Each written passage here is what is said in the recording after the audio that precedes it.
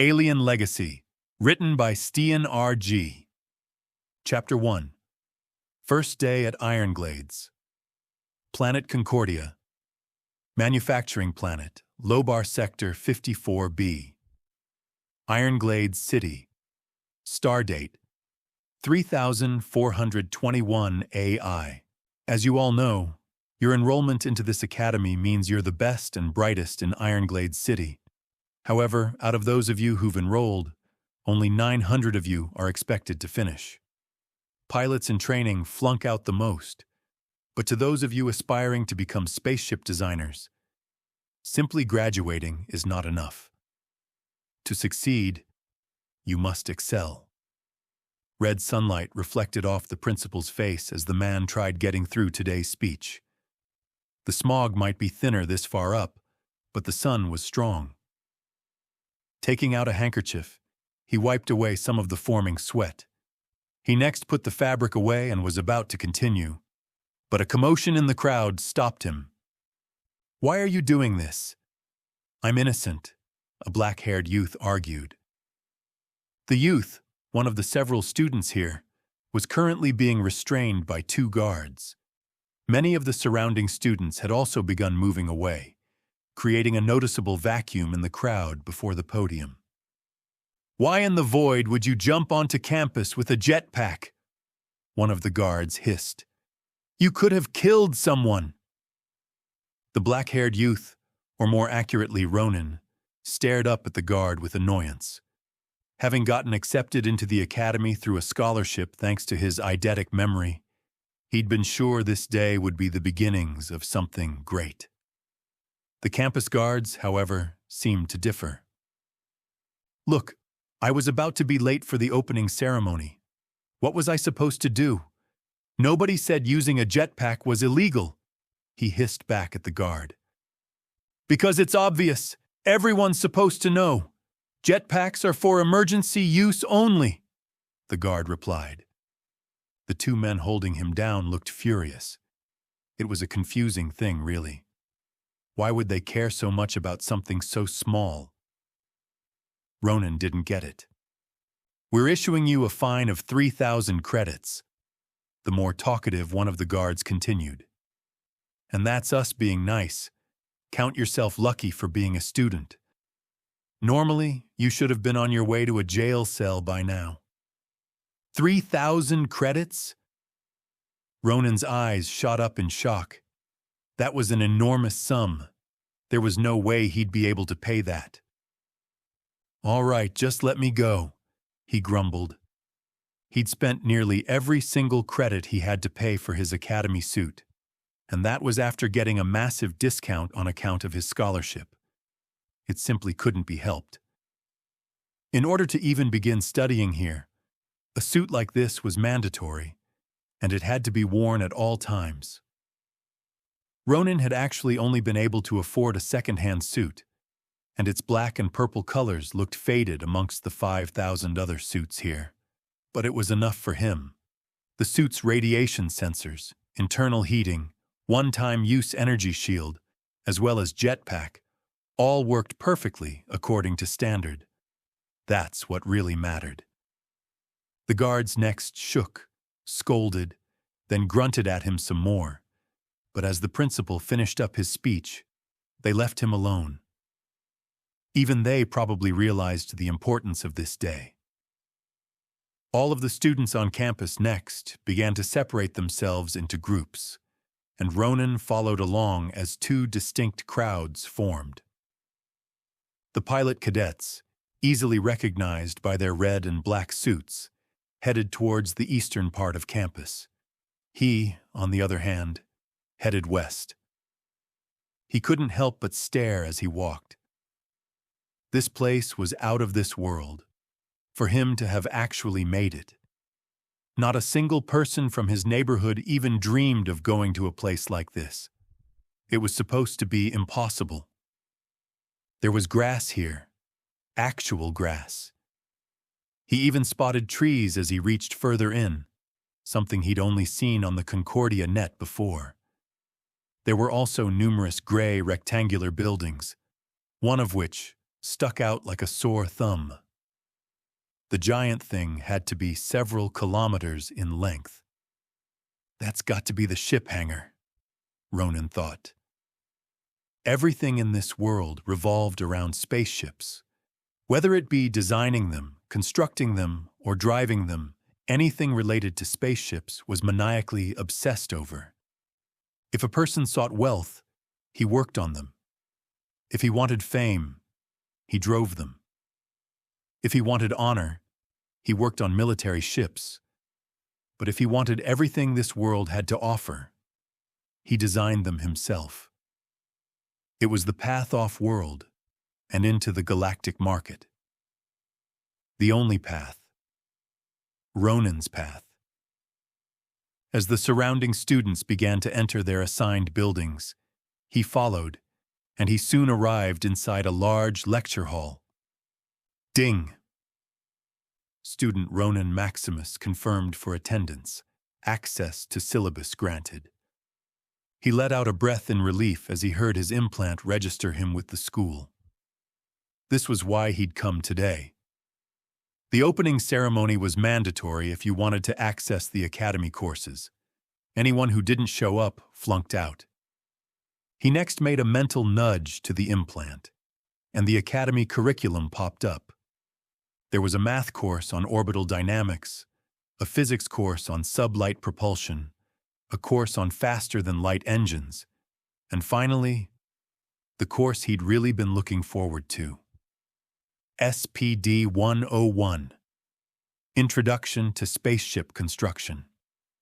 If he could master this subject, he could build himself a foundation that would take him far. Finding himself a seat at the back of the lecture hall, Ronin pulled up a text from the course. He inwardly hummed.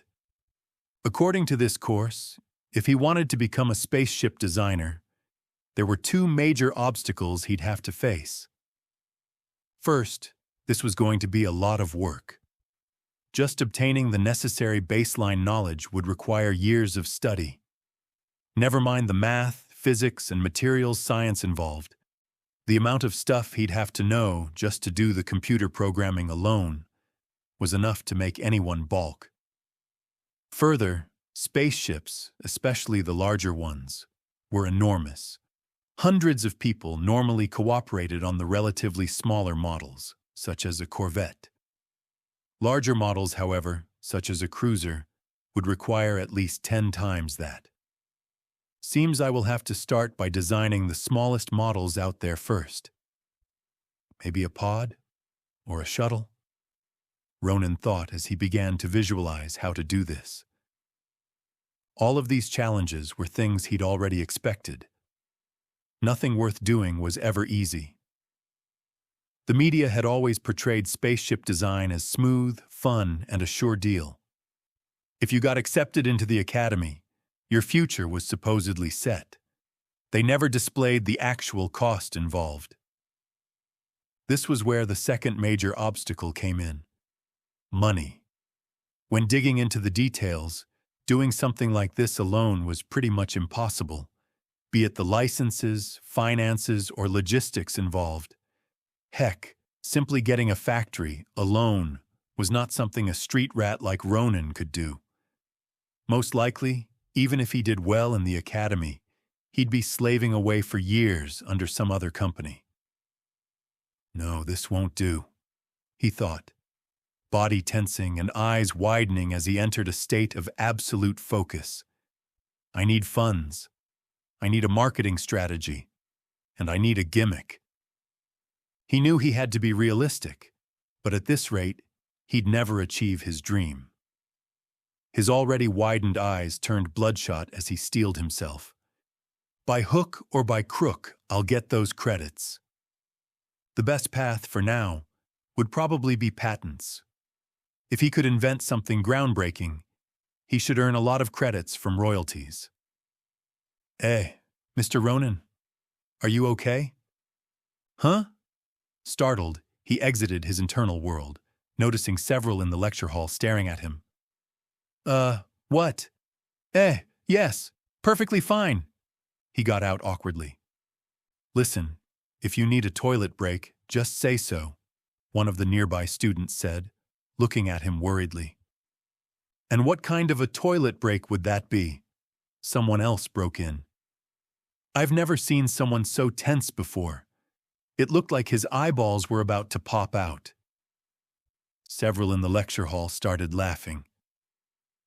All right, that's enough, the teacher at the front of the class interrupted, pulling up a new hologram on the main desk. Now, on to the different engine types produced by Ironglades. Ronin had apparently been so absorbed in his inner world, he hadn't even noticed that the lecture had begun. He shrugged off some of his rising embarrassment, then cleared his mind before refocusing. Now was not the time to daydream. As the lecture went on, some extra reading materials were recommended. The various localities for practical work and study were also mentioned.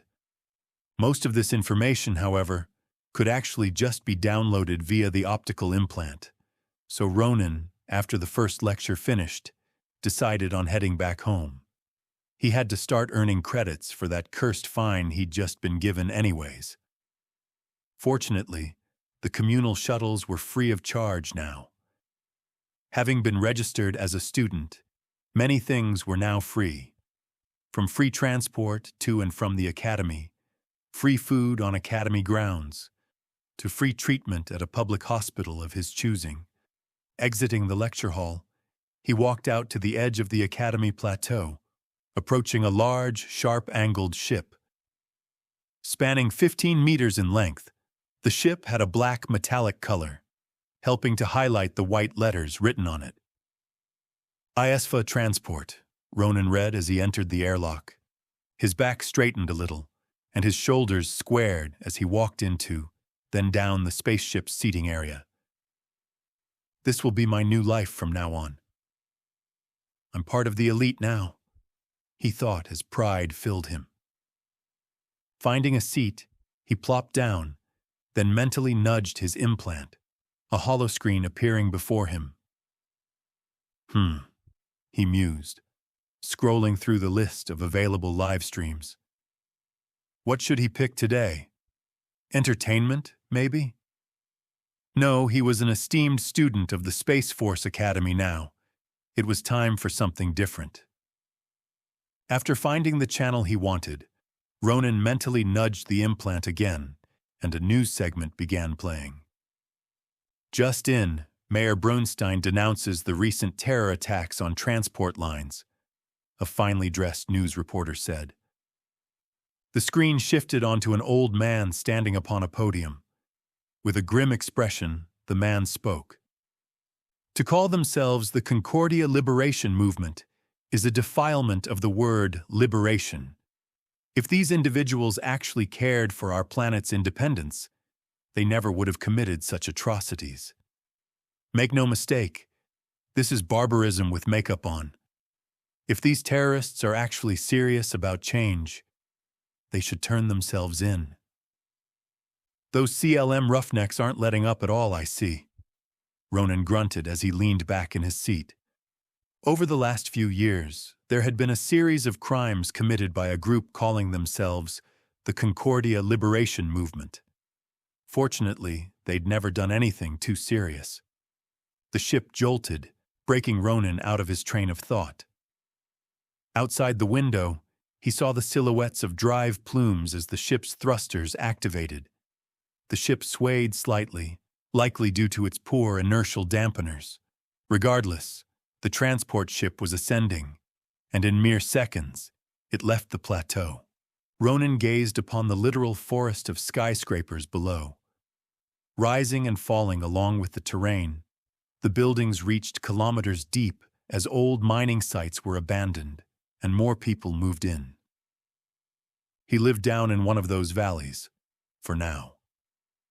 The fusion drive began to ramp up as a soft female voice started counting down.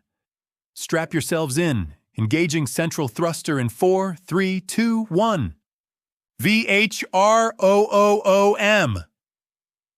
The G-forces rapidly doubled as Ronin was squeezed deep into his seat.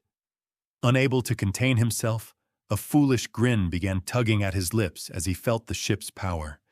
This was what it was all about. Speed. Shooting out over the city, Ronin watched the dark buildings below fly past. All of them were lit up with neon. There were red neon lights further down, green neon lights further up. There were whitish-yellow lights. Wait. Whitish-yellow lights? He hadn't seen those before. The lights also seemed to be moving upwards. What was going on? Boom! A shuttle further down exploded into flames as one of the lights reached it. This isn't neon lights. These things are missiles. Boom! Another light struck. This time, it was a building. Ronin watched in abject horror as the gray structure began collapsing in on itself. Just how many people were in that building? The transport ship next started swaying back and forth, and he could hear the pilot up front begin to ramble. Calm down. Everyone calm down. I think. Oh, void. That's another missile. A brief look around revealed shock and fear everywhere. Not a single passenger seemed to know what to do. Void, damn it, Ronin cursed. None of these people would be of any help. Gritting his teeth, he began looking around for a solution. This ship didn't have movable windows or doors like the ships from the slums had. Still, there had to be something he could do. That's when he noticed the emergency exit. Bolting up from his seat, Ronin stormed across the walkway, reaching the escape hatch in seconds. Firmly grasping the door handle, he pulled it with all his might. The hatch wouldn't move. He tried again. Come on. He dug deep, deeper than ever before, and poof! Both Ronin and the escape hatch flew out of the transport ship, and as he fell, he saw a missile head straight for the ship. All of those people, they're about to die, he realized. He still had himself to worry about, though. This wasn't over yet. Using the now free-falling escape hatch as a springboard, he jumped off, gaining some more distance from the coming explosion. He spared another glance up towards the ship, then watched as the missile made contact. Boom! The transport shuttle went up in a glowing ball of fire as the resulting shockwave blasted his ears. Momentarily blinded, Ronin felt hot shrapnel graze him, and as his vision returned, he saw more missiles come up from below. Fortunately, he still had the Academy suit on. Activating his jetpack, he tried to maneuver out of the way, but took a glancing blow from one of the rockets. An explosion went off mere fractions of a second later, and the Academy suit's single-use energy shield activated. One more hit like that, and I'm dead, Ronin thought. The shield had protected him just in the nick of time, but it was called a single-use shield for a reason. No, right now, he needed to get out of here. It didn't matter where. The only thing that mattered was that it was a place with fewer rockets. Firing off the jetpack at maximum power, he next directed his body towards a zone that looked promising. It was difficult to tell from this far up, but at least fewer of the skyscrapers below were burning. After gaining some distance, suffering a couple of close calls as he did, Ronin eventually reached the zone. Though the missiles were still coming, they were at least further apart. He could dodge them now as long as he remained vigilant. There was another issue, however. Beep! Beep! The incessant tone of an alarm kept alerting him of his Academy suit's draining power supply. It had reached critical levels. Across his retina, the numbers kept ticking down from 5% to 4% to 3%. Well, that's certainly not good. The suit, and by extension, the jetpack, had only been designed for short-duration emergency landings, not for whatever he'd been doing. Right now, there wasn't enough power to land. Looks like I'll have to dodge the missiles the old-fashioned way, Ronin thought. He bit the proverbial bullet, turned off the suit's functions, then began free-falling towards the ground. Adjusting his body, he next altered his fall trajectory by moving his hands and legs. There weren't that many ascending rockets now. Avoiding them shouldn't be too hard. As he reached terminal velocity, the sides of the valley he was falling into began to rapidly close in. From 40 kilometers from one side of the valley to the other, it narrowed to 20, then 10, then 5. He could clearly see the ground now. At this speed, if he activated the jetpack too late, he'd end up as a flat stain smeared across the rocks below. Too soon, however, and the little power left in the suit would run out before he made landfall, pretty much killing him all the same. Ronin couldn't help but grumble inwardly. If I only had some blasted goggles. I can barely see with this wind blasting my eyes. Waiting until he didn't dare anymore, he activated the jetpack on full blast. Boom! BAM! Ronin slammed into the ground so hard he felt his whole body tingle as the air left his lungs. He tried to inhale, barely managing it. At least I'm alive, he thought. To assess the damage and hopefully recover, he began to slowly circle the area. After all, he had walked himself back into shape before. He could do so again. Gait awkward and bold, back bent and breathing rough. Ronin next spent 30 seconds walking around in a small circle. Ugh, I don't think I broke anything, but I do feel like a cripple. His back got a little straighter, and he began to scan the valley. Who in the world could have fired so many missiles in the middle of the city? It can't be the government, he reasoned as he walked. Really, the only culprit that stuck out to him were the CLM, but they were supposed to be small-time terrorists. From what he'd heard, all they did was sometimes cause damage to transport lines. They supposedly only used second-grade incendiaries, basically fireworks. But this was not some small-time crime. This was a full-blown military-scale insurgency. Ronin stopped walking for a moment. Wasn't this valley a little deep? He'd studied several maps before and remembered pretty much every area from here to his home. This valley should have already ended half a kilometer further up. Nothing of what he saw here was recorded on the net. Also, there was the way this place looked. The valley further up was a classic combination of a mining site intermixed with skyscrapers, but this bottom level, it almost looked fortified. Opposite to the mine in front of him, there were definitely battlements and what looked to be weapon platforms. There were also... Wait, people? Hang on. Ronin felt a chill run through him. Why are these guys carrying rocket launchers? More and more men began to appear from behind the battlements. They next began to point and shout. Well, shit. He had to get out of here quickly. Not thinking any further, he hobbled his way towards the dark mine shaft. This was not what he'd signed up for at all. He just wanted to be a ship designer.